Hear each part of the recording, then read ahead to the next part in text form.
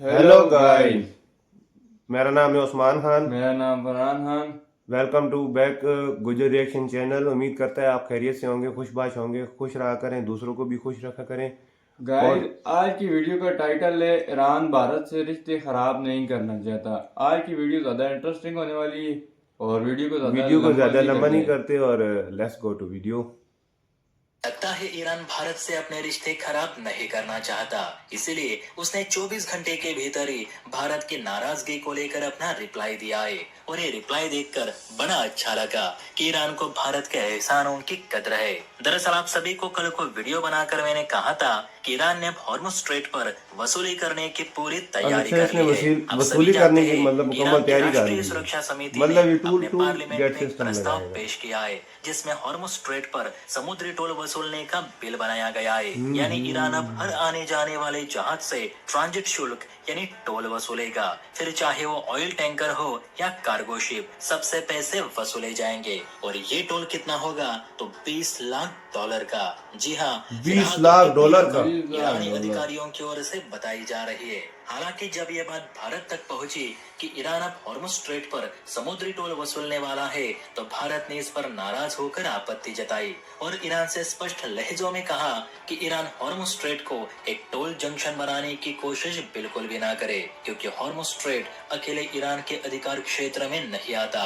ये अंतर्राष्ट्रीय जलमार्ग है। अगर ईरान इस पर कब्जा करके यहाँ समुद्री टोल वसूलने लगा तो हो सकता है कि बाकी अन्य देश जो अमेरिका का फिलहाल साथ नहीं दे रहे या इस जंग का हिस्सा नहीं, वे भी इस जंग में कूद सकते हैं, क्योंकि हॉर्मुज़ दुनिया का महत्वपूर्ण ऑयल चेक पॉइंट है। अब इस पर ईरान की ओर से भी एक क्लेरिफिकेशन आया है। ईरानी सरकार ने कहा है कि हॉर्मुज़ स्ट्रेट बंद नहीं किया गया है, उल्टा अमेरिका ने इस क्षेत्र पर युद्ध थोप रखा है, जिस वजह से जहाज यहाँ से निकलने से डर रहे।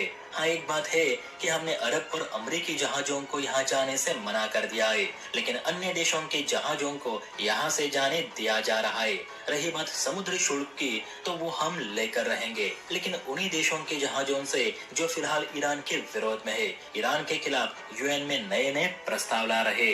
ईरान का कहना है कि हॉर्मुज़ का आधे से ज्यादा हिस्सा ईरानी जल क्षेत्र से होकर गुजरता है, तो जाहिर सी बात है जो जहाज हमारे क्षेत्र से गुजरेगा उस पर हम वॉर सिचुएशन में शुल्क लगा सकते हैं। हालांकि हम ये भी क्लियर करना चाहते हैं कि यहाँ भारत के किसी भी जहाज पे शुल्क नहीं लगने वाला। वेस्टर्न मीडिया में बहुत सी खबरें चल रही है कि ईरान ने भारत समेत सभी देशों के जहाजों से पैसे वसूलने शुरू किए हैं, और अभी जो भारतीय जहाज हॉर्मुज़ स्ट्रेट से सुरक्षित भारत लौटे, वे भी ईरान को पैसे देकर ही वहां से निकले हैं। तो ऐसा कुछ भी नहीं, हमने अब तक किसी भी भारतीय जहाज से 1 रुपया भी नहीं लिया। और खुद भारतीय विदेश मंत्रालय ने भी इस खबर का खंडन किया है कि ईरान ने पैसे लेकर किसी भारतीय जहाज को हॉर्मुज़ स्ट्रेट से जाने दिया हो।